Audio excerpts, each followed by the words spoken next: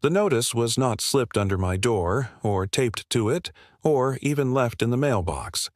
It was nailed to the trunk of the 200-year-old oak tree that had stood in the center of my backyard since before the neighborhood existed.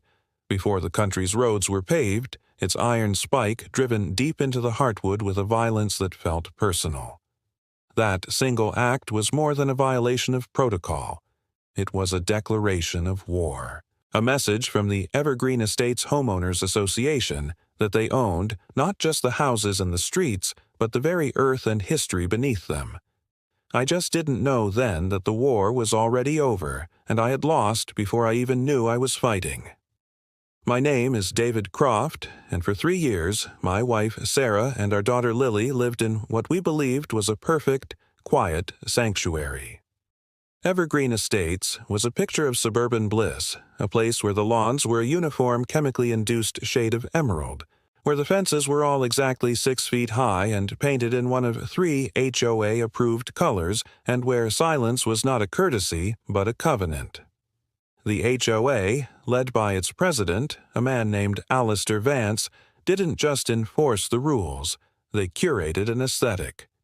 Vance was a man who looked like he was carved from polished granite, his smile never reaching his cold, assessing eyes. He presided over the community from his own immaculate colonial, a house that seemed to watch the rest of the street, its large, multi-paned windows like unblinking eyes.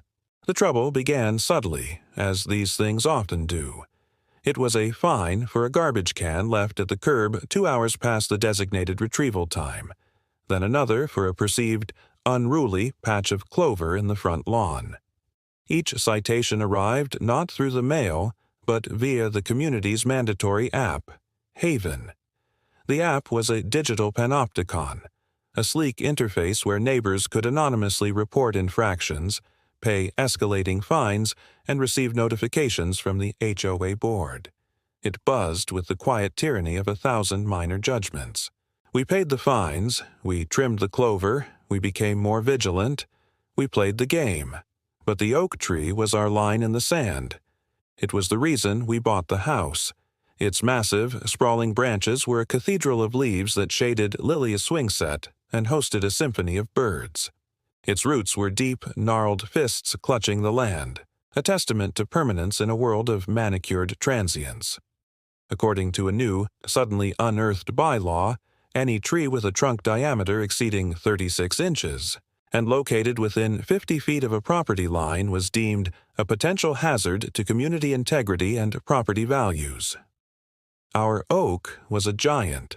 The notice nailed to it declared it a non-compliant organic structure and gave us 30 days to have it professionally removed at our own expense, a cost that would easily exceed $15,000, or face daily penalties. We appealed, of course. The monthly HOA meeting was held in the sterile community center, a room that smelled of bleach and thinly veiled hostility. It was there I saw the true machinery of the association. The meetings were not forums for discussion.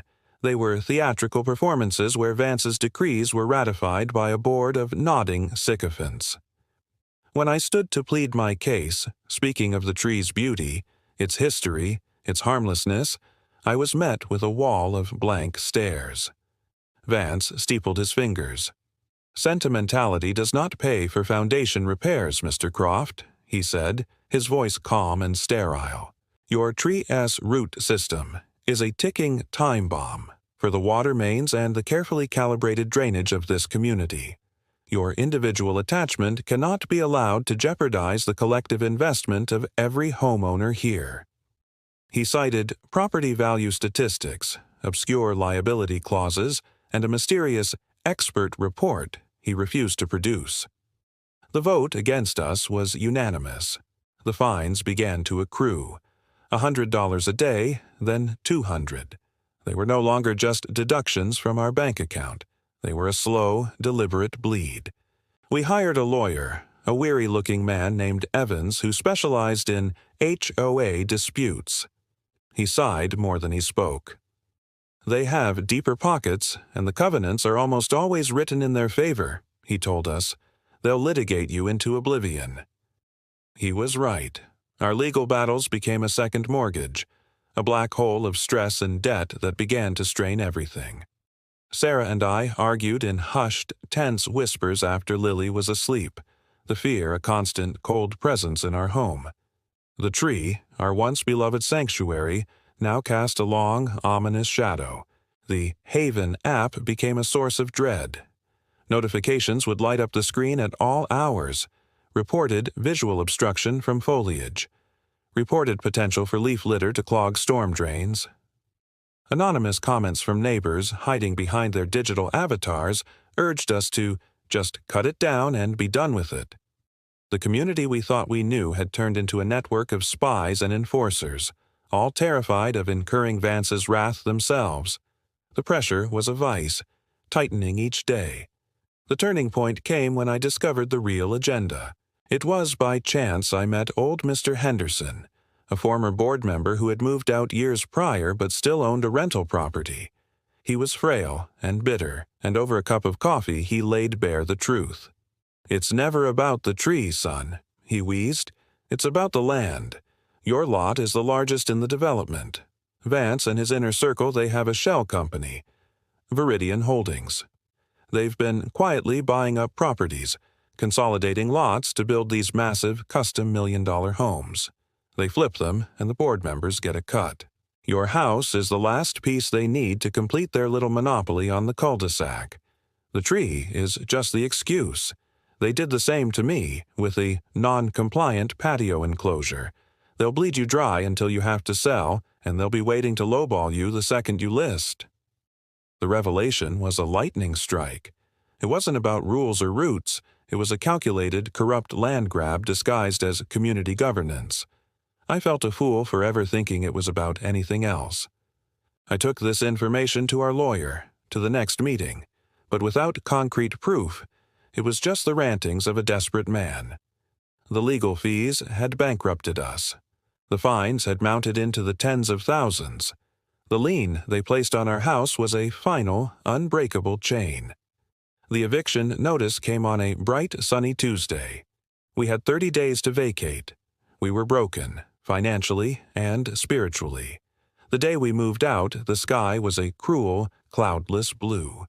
Lily cried as we took down her swing. Sarah couldn't even look at me. The weight of our loss a chasm between us. As the moving truck pulled away, I took one last look at the house. Alistair Vance was already standing on the sidewalk, not with movers but with a team of arborists wielding industrial chainsaws. He offered me a small, cold smile as the first saw roared to life. We rented a small apartment on the other side of town, our lives reduced to boxes and a lingering sense of shock. Months later, driving past out of some morbid curiosity, I barely recognized the place. Our house was gone, demolished. The ancient oak, the witness to generations, was a memory, its stump ground into mulch. In its place stood a stark modern monolith of glass and steel, a house so large and imposing it made the other homes look like servants' quarters. A sold sign stood in the perfect empty front yard. But the story doesn't end there. This morning, my phone buzzed. It was a notification from the Haven app, which I had forgotten to delete. A new message glowed on the screen. It was an automated invitation. "You are cordially invited to a community celebration," it read, "to welcome the new residents and commemorate the continued enhancement of Evergreen Estates." The address was my old address, and attached to the invitation was a single, high-resolution photograph. It was a portrait of the new family, standing proudly in their grand foyer, smiling, and hanging on their wall, polished and mounted as a brutalist piece of art, was a cross-section of the trunk of my oak tree, its rings a testament to centuries of life, now serving as a trophy for the people who killed it. They hadn't just taken my home.